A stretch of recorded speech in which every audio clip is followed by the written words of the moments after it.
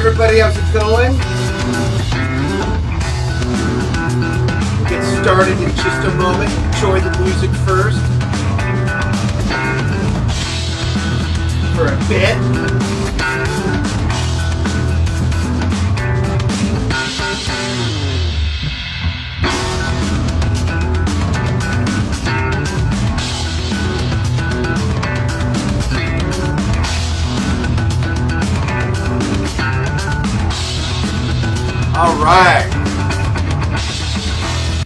All right, here we go. Hey, everybody, how's it going? Dan Shinder here on Drum Talk TV with my guest, Jiffy Griffiths, all the way from Wales. I'm in Globe, Arizona, 100 miles east of Phoenix up in the mountains. Tell us where you're watching from. Let us know if you have questions. I'm real excited to have Jiffy on because I'm a genuine fan of the Kinky Wizzards, and that's the name of his backup band, with his brother Matthew on bass and Ryan on guitar. And we're going to talk about influences. We're going to talk about their music. I'm going to show some more clips. We're going to talk about their upcoming album, which is called the Effervescent Travelers. Jiff, how are you, man? I'm chilling, Dan. How are you, mate? Nice to finally get online with you, mate. Yeah, this is really cool. This is really cool. I appreciate you taking the time on a Friday evening. You guys just got done rehearsing, right? Yeah, we just had a little pop. Yeah, it's good fun. It's cool. Yeah, cool. That's great. Really good. Really good. You know, I know that everybody hears music a little bit differently, and I've kind of like described your music to friends, and in the description here of the post, kind of like an instrumental version of an instrumental trio of Rush meets maybe Jeff Beck, and I've thrown some other stuff. Like, how would you describe yourself to someone who's never heard the Kinky Wizzards before? First off, I think it's probably having to explain the band name, because it was something myself and my brother made long time ago. So people are like, what you call them? Like, oh yeah, Kinky Wizzards? And with two Z's, by the way. So, with two Z's. Yeah, that's right. Because everyone was like, oh yeah, you can't spell wizards. I was like, well, the idea was, there's two of us in the band, so we thought it'd be cool. We were like maybe 12 or 13 years old, and then now I'm like, yeah, we should have thought of it more.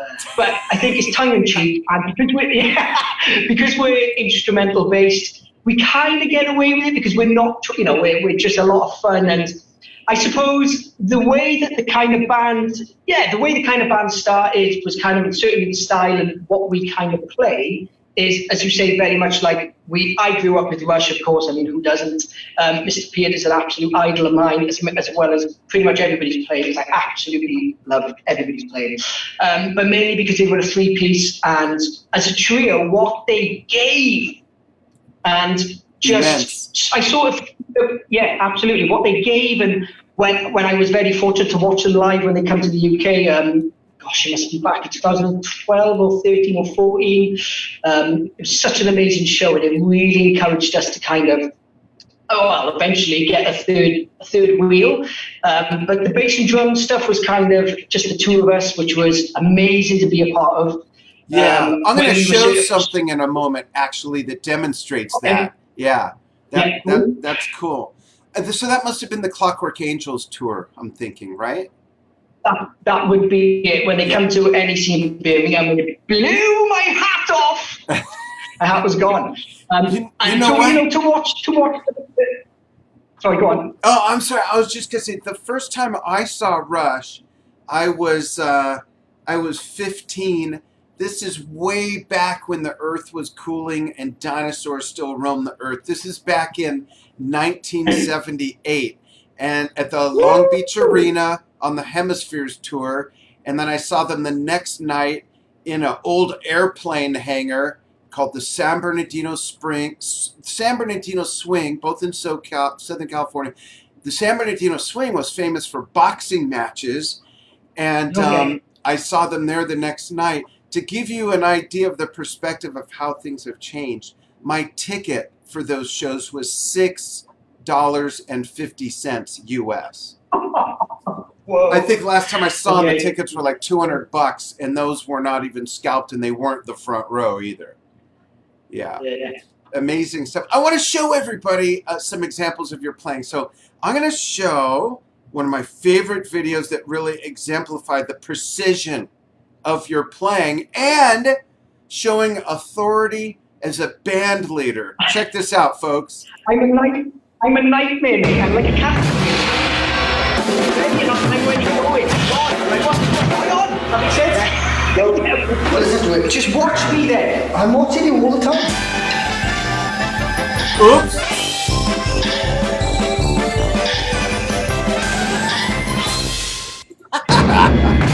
But seriously, folks, I want to show, before they added Ryan and made it Minaj, I want to show a song that is so cool. It's just bass and drums. You could totally hear Geddy's influence on Matthew as well. I'm sure it has other influences. We'll get into that. But this is called Bible Tissue.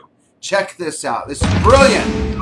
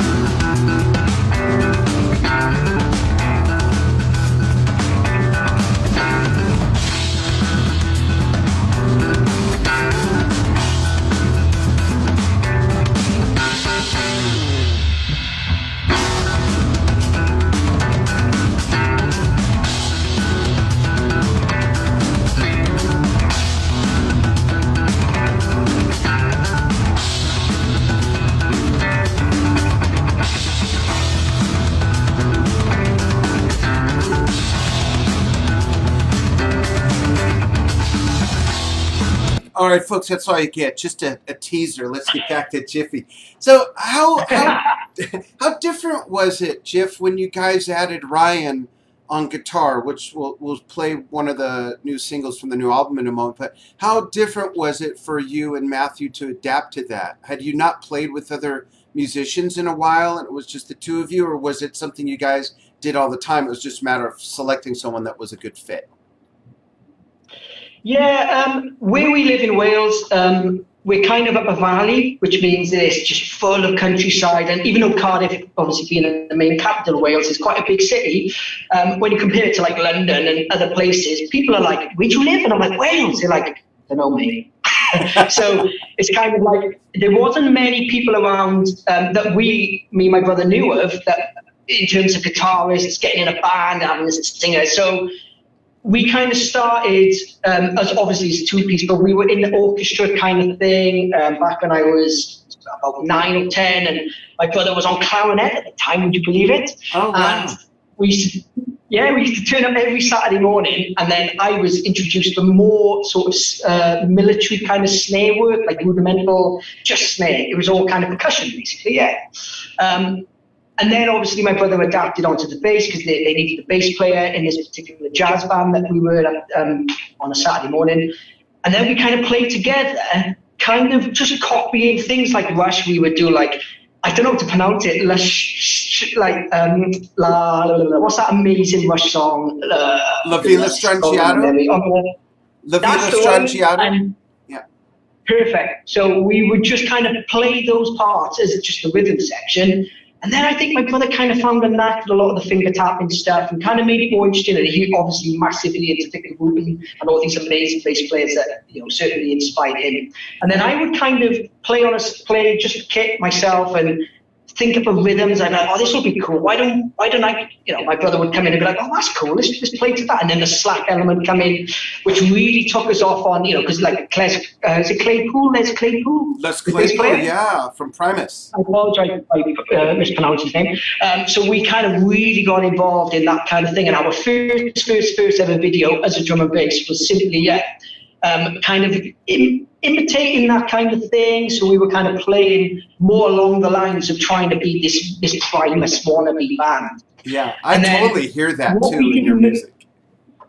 what we didn't know was Ryan lived like 150 yards down the road, or 150 meters, I should say.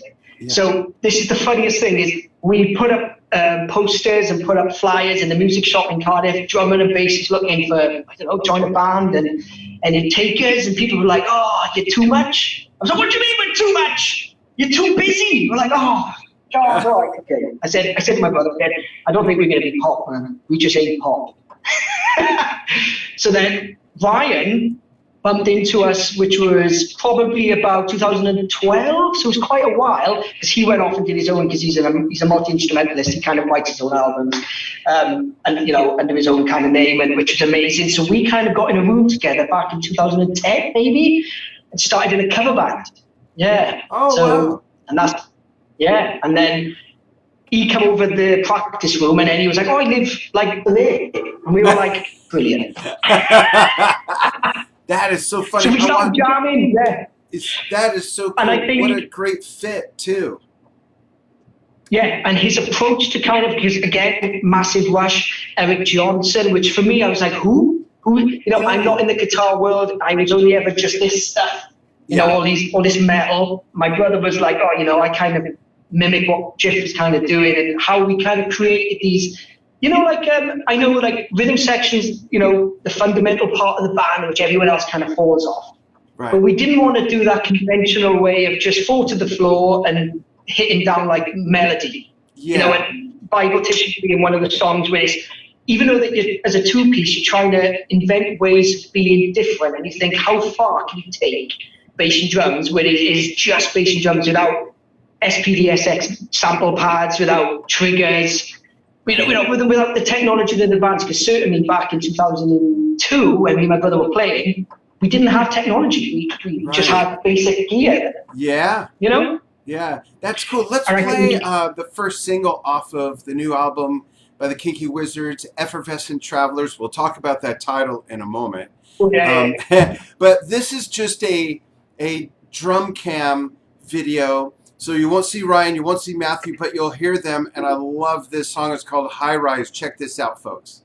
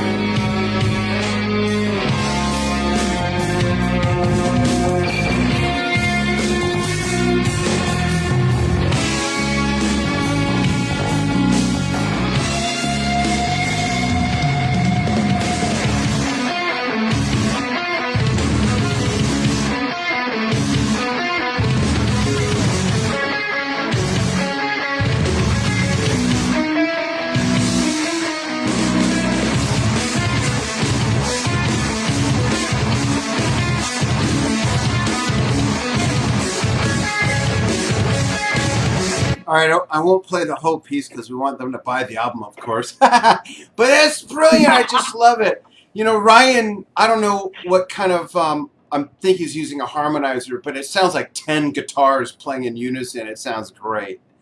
Really cool stuff. Yeah. I love that piece.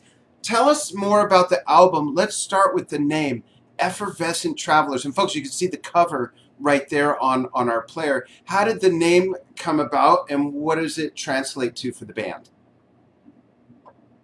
I think living, as I said, in Wales and certainly up the valleys, you kind of go on loads of adventures. So if you're going to get a gig kind of like in Aberfan, which just sounds like syllables. So what happens is you pile in the car, you got all the gear, and off we go. So a lot of exciting and certainly a lot of funny stories of like, we've been driving certainly with all the gear on top of the car through a lane, and there's like about 10 million sheep.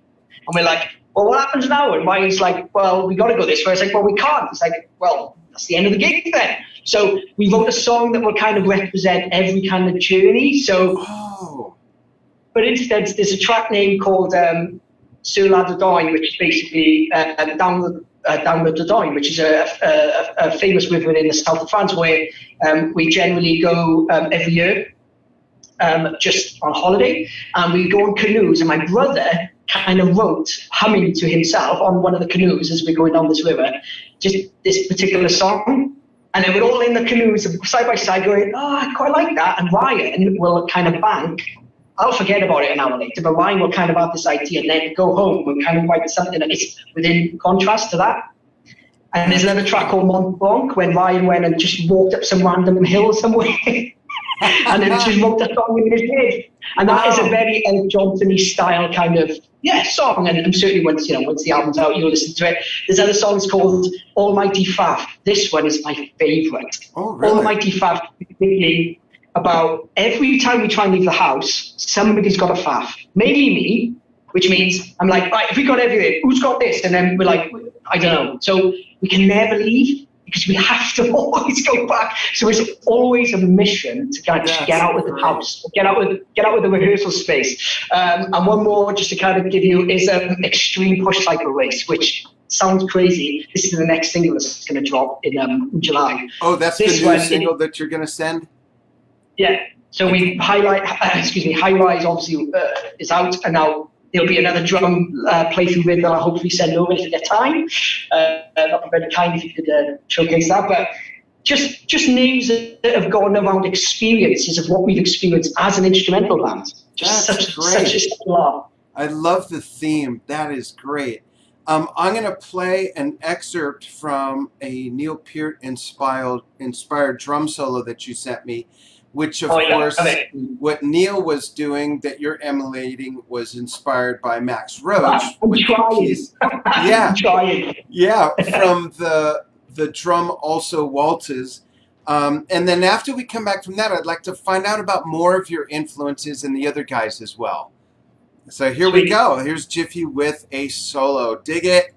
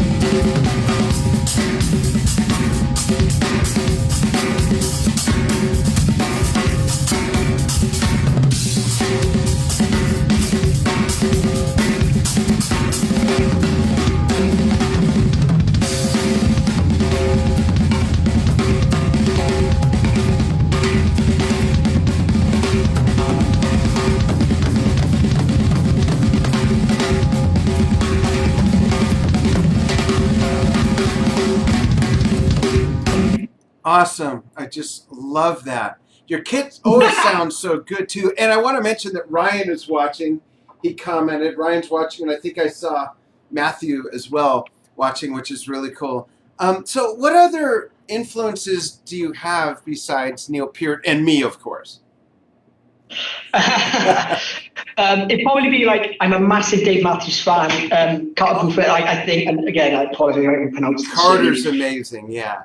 I love, absolutely love just the phrasing of how you can take something so melodic. And of course, this has got singing and fundamentally a song. And his playing has been a massive, just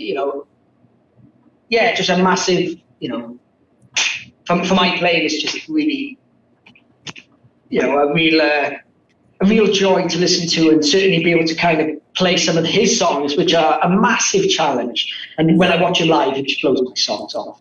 Yeah. So definitely Dave Matthews Band. And of course you've got, oh my goodness. I like a lot of like basic stuff. So John Mayer is one of my favorite artists to listen to. And, he's got such amazing, complete groove drummers. Yeah. And I love that aspect of, because everything I kind of play is all kind of in the prog world of what I kind of do, and it's like a lot of my session stuff. But I love just playing with, or listening to like Sterling when you listen to his playing on some of the albums of Mayer. Yeah. It's just pocket stuff, and obviously it's just completely gone from my brain. Is Wolf Peck, of course, but Nate Smith. Yeah. Oh my goodness. Yeah. So, Nate Smith. Yeah. These gentlemen that are just on top of what they do, and they can do it all. So I love that kind of thing, and of course Rush. But yeah, I think Carter mainly over the last couple of years, I've really started to kind of listen to what he's kind of got going on. That's cool. And someone pointed out a drummer that you remind them of. Gareth Folis says he hears elements of John Heisman's Coliseum 2 in there as well. Which is interesting about that is that next, I forgot what day, it's on our schedule, but John's birthday is next like Tuesday or Wednesday. So it's interesting that Gareth pointed that out. Are you familiar with Coliseum 2? I've done a little bit of homework. I'll have to do more homework. Yeah, check it out. Yeah, and I can hear that as well. That's great. Thanks for pointing that out, Gareth. John Kinsting, who's a Drum Talk TV contributor, couple different series that we have. John asks, where did it go? Oh, there it is. It says, Jiffy, your hands and arms are so loose and relaxed when you play. Did this come naturally, or did you have to work at it? Oh, my goodness. Certainly have to work, because my life as a drummer is basically, I'm exceptionally privileged to be part of, in terms of where I practice, like Drum Depot, which is a drum store, all drum store, nothing else but drums in Cardiff. And myself and Alan Lloyd are the teachers that we kind of there. And I think a lot of my practice is on an electronic kit where I run my lessons. So I don't really get the time to come up here. And this is too hard. I want to go electric, man. This is just too hard. So I think a lot of my, when I play in the shop and teach full time, when I come up and play something like this, I got to work so much harder. So yeah, I think it is. I do find it hard, but I just kind of lose myself. And what I'll do is I'll sit here and I'll play a Dave Matthews song and just kind of like just loosen up, that kind of thing. But to do that particular song, like High Rises, I got 4 hours to basically shoot a video. So by the time I get in and I'm like, hey, yeah, thanks for having me. And, he's like, yeah, well, come on, studio closes at 6. So I got to set up all my gear with some help with some of my friends that come and help me, like Logan, help me do the last one. And it's very like this, you'll see on my Instagram and stuff, just how long it takes to set the kit up. Yeah. And I end up getting the kit perfect, and then he's like, right, you've got 3 hours. I'm like, right, okay, well, I'm going to do three new songs. He's like, go. I'm like, okay. So it's completely raw. Nothing's rehearsed. I just don't get the time. I don't have a home studio yet where I can just warm up and get time. It's always a million miles an hour to kind of come up. I'm like that too, but the difference is you know, I have the Drum Talk TV studio here at my home where I broadcast the vlogs from, and I have 2 drum sets set up. I've got my big blue progressive kit, and I've Yeah, got I a love small, it. thanks, I have a small 4-piece jazz kit, and I don't spend a lot of, well, I don't Yeah. spend any time working on my playing. Most of the time I play, I'd say 80% of my playing is when I'm playing on the show. 20% of the time Yeah. it's at the end of the night. It's maybe 10 p.m. or midnight, and I'm like, I feel like playing, and I'll go playing, but I'm not working on stuff. I'm just playing to have fun. The difference is that you can't tell that I play in between, whereas I see, and as John's pointing out, you know, your skills show from playing. Mine, I think I'm the same as I've been the last 15, 20 years or so. I don't know. It's embarrassing for me to Amazing. say Yeah. I've been playing 50 years because I should be a lot better. I mean, if you say you started playing 50 years ago, you know, you should have something to show for it. And sometimes I'm not so sure. But I love playing. I don't take time to rehearse before I do one of my almost daily vlogs is the name of the show. I will maybe do a quick sound check, but I don't practice or rehearse. I just like, yeah, I don't have time. I'm too busy running Drum Talk TV and my social media marketing business. So I get that. And the difference of going from the electronic kit to now playing the hardware, you know, the organic, it is a whole different thing. I have a 5-piece Alesis mesh kit that I'm going to set up soon. We've lived here 3.5 years, and I haven't set it up since we moved from Las Vegas. So I'm Yeah. eager because I love it. Yeah, I think you know the beauty with being part of the depot, the drum depot crew is the freedom I have. Even though I'm running my teaching and my lessons, but the boys, Brett and Mark, who own the business, kind of, I've always been invited for come down. You got a show on Saturday, and I'm like, I got like a prog set. These are 26-minute songs. I got to learn stuff. Yeah. And they're like, just got to come in an hour early and just bash it out. You know, and it's such a wicked vibe to be a part of that it basically means that I do it all and make all my notes just before my lessons coming in. So because I don't get the option to come up, as you say, there's things that, you know, everything's digitally done, everything's online, rehearsals are harder. I just get sent all of the Dropbox kind of songs to learn. Right. Everybody's got businesses, everybody's got jobs, so we get together maybe 2 times just quickly before the show. Oh, it's a whole and a different lot thing. of it just, Yeah. man. When the pandemic is over and all of that, are you guys gonna tour for the album at all? And if so, where geographically can people find you? I think the minute that this crisis, of course, is maybe behind us, we, like every band, we want to get out. You know, the album will be kind of out and it's, you know, digitally on Available, but we'll set up pre-orders and things like that, so people get in touch and be like, hey, I want a copy of the album because the artwork we just finished, it's amazing. We'll be releasing another copy of the artwork for the new single we released, which is extreme push cycle wins. That's going to crack you up.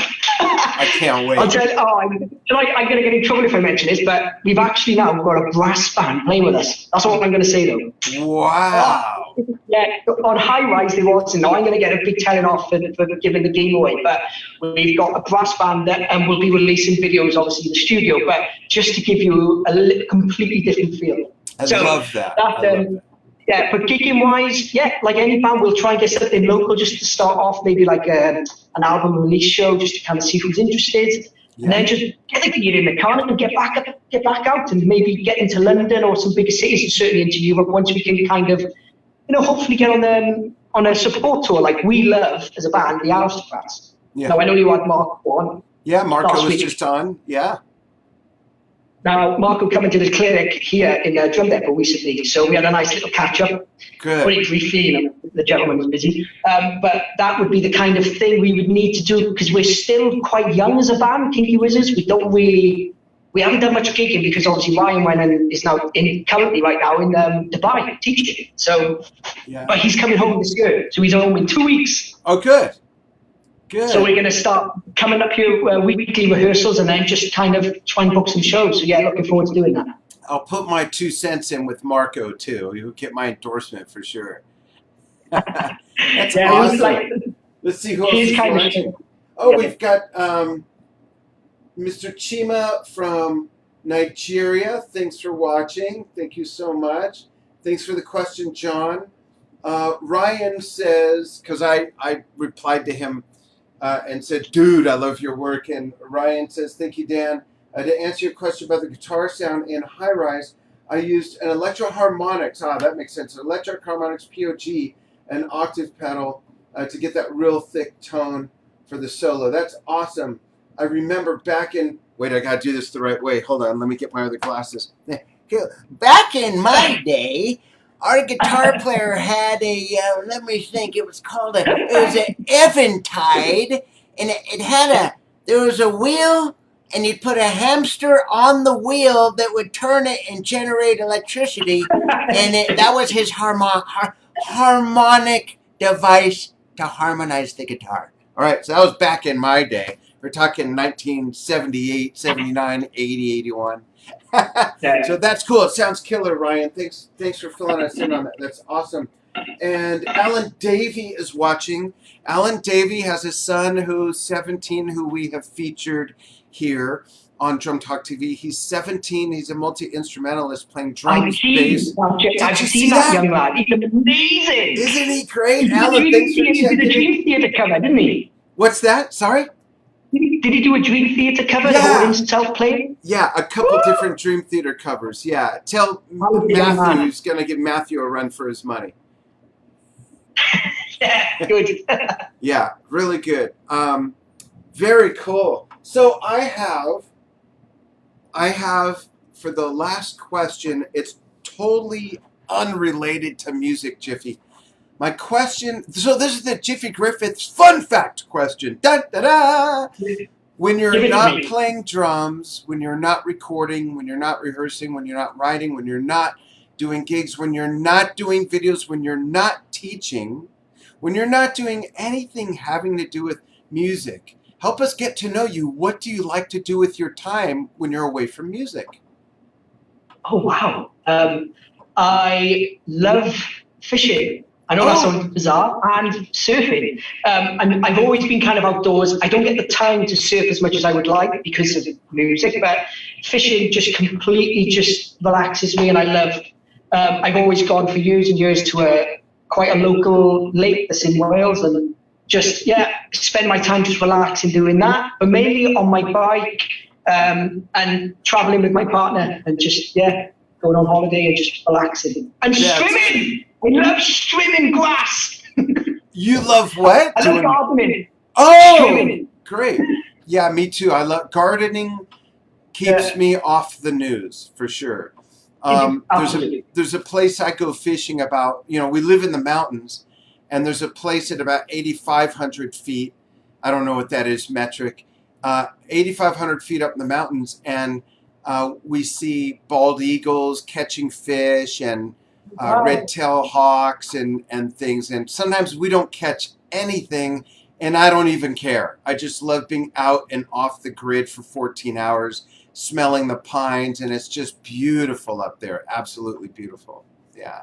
So I get that. That's very cool. Thank you so much for sharing that with us. And folks, as Jiffy mentioned, he's going to get the next single out to us. And the album actually, the Kinky Wizzards, Effervescent Travelers, drops on, is it July 10th, you said? July 10th is the next single. The next single. And the album will come out available online on the 14th of August. Oh, okay, 14th of August. Well, that's cool, because that gives us plenty of time to feature whatever videos you have coming and replay some of the other ones. So that's great. Be sure to get those to me. We'll be happy to do that. Yeah, awesome. Jiffy, thank you so much for your time. Hang on the line. And folks, thank you so much for joining Jiffy Griffiths from the Kinky Wizzards, all the way from Wales, and myself, Dan Shinder, here on Drum Talk TV in Globe, Arizona. And I appreciate you following what we do here on Drum Talk TV. Stay safe, stay sane, and be kind to each other and support each other. And we will see you all soon. Thank you so much, everybody. We really appreciate it. Bye-bye.